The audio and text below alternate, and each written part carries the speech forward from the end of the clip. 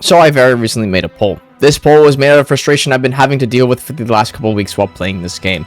I am a solo/duo queue player. I rarely ever 4-stack, maybe 2 times a week, give or take, but majority of my time played is by myself or with one other person. I know skill-based matchmaking is never perfect, but for the past couple of weeks it feels like it's just been completely turned off. Before I continue, there's things I have to say. I am giving my point of view from this, and it might seem rude to the newer players or the players that seem like I'm calling them bad, but that is not the case. I'm just saying it from my point of view. I also have to say this. Overall rep does not mean anything. For example, a player that is rep 500 plus doesn't make them automatically extremely good at the game, and a rep 100 and lower doesn't mean they're bad at the game. Reputation in this game is only a rough estimate of a player's playtime. That being said, it is truly only basic math that a player's playtime should result in a higher level of increasing skill. Again, not always the case. There are games in this world that require skill-based matchmaking and some that really could do without it. If you had to ask what game needs skill-based matchmaking, you need to ask yourself 2 questions. Is the game simple to play and nothing complicated happens, or does the game have complex mechanics that are not simple to understand?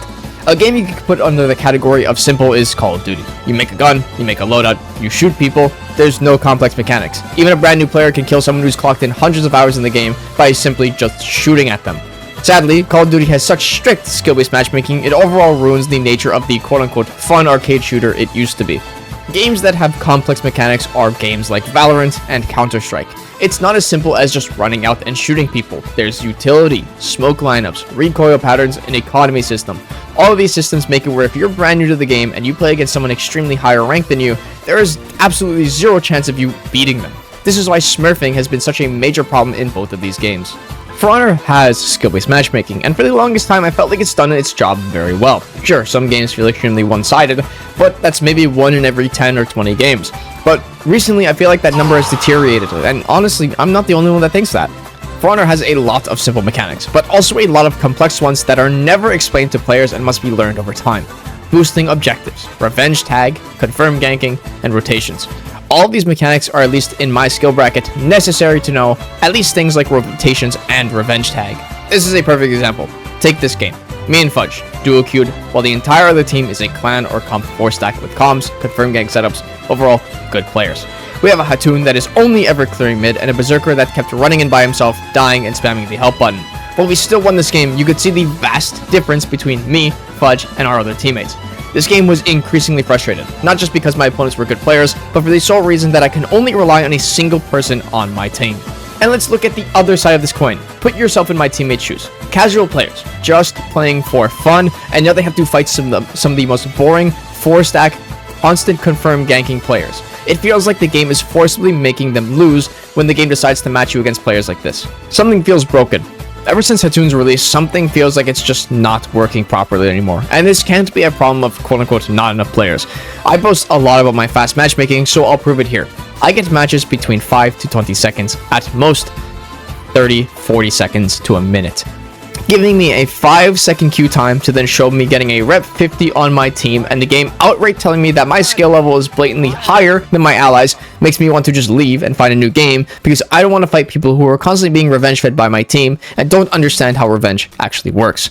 I'd be completely fine with a 30-second to 1-minute queue time to guarantee the people on my team are the skill level above me or below me or right on par with me.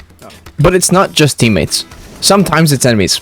Here's a great example. This was a 5-second queue time, and the enemy team, well, they weren't alt accounts, that's for sure. It may look like it from the start, but they definitely weren't.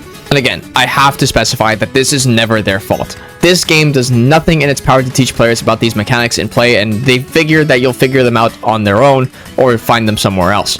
If this video gets 1k likes, I will literally make a video about these mechanics like rotations, revenge tag, in way more detail to help you guys improve.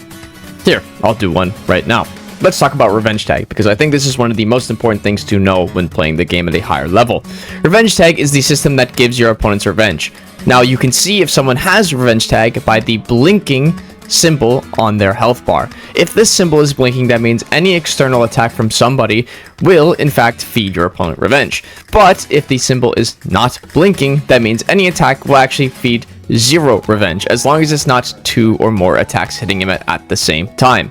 Now, not to get pessimistic, but sometimes the players are to blame, and that's the fault of rage quitting. And I'm not talking about just the normal exit to lobby button. That gives you a penalty and changes your stats. I'm talking about the Ethernet pullers, the close application rage quit players. I know there are people actually getting disconnected from this game against their will, but sometimes it's an insane coincidence when you're either dead on the ground or being executed, your internet just randomly decides to go off. Rage quitting with the methods I've just said does not change your stats at all. Your win-loss and your KD do not change. So if you're a player that finds himself losing very often, but pulling his plug while you're losing, you're only hurting yourself. Since your stats are not changing, you're only going to queue into the same MMR bracket you just left from because the game has not changed your stats. So what could they do to help balance the matchmaking for a more fair experience for players? Well, as I stated, the game has a system that evaluates a player off their stats and actively tell you if you are higher or lower than your teammates and opponents. The game should never matchmake a player with somebody substantially lower or substantially higher than their skill level unless the matchmaking parameters physically cannot find someone to play with them in a normal amount of time. The second thing is about 4 stacks versus non-4 stacks. Look, it's no mystery why people 4 stack so often and sometimes refuse to play unless they have 4 players to queue with. Communication, synergy, and overall trust in people you're playing with makes games 10 times easier. For Honor does have a system that allows you to talk to players, but I've only seen text chat and game chat used to say slurs. CS2 had this issue last season, where 5 stacks would queue against a whole team of solo queue players, and, well, surprise surprise, solo queues always lost. They fixed this with the new season of CS2 and Valorant, out of the gate, launched with a system that only queued full pre-mates with other full pre-mates.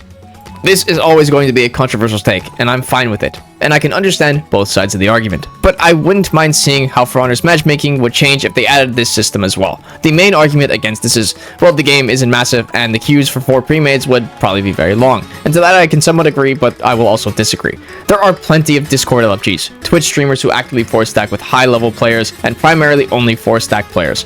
You have to ask yourself, if I'm in a 4-stack of people in a Discord or party chat with people I can trust, is it only fair for that the people I queue against have the same advantages I do? This game is not anywhere near Concord levels of dead, but it's obviously no Counter-Strike either in terms of its players. But with the combination of all 4 consoles, PC, Game Pass having the game for free, the constant times PS4 is giving the game out for free on PS Plus, I'd say this game is around 10 to 15k players on average. Probably optimistic, but let me have that.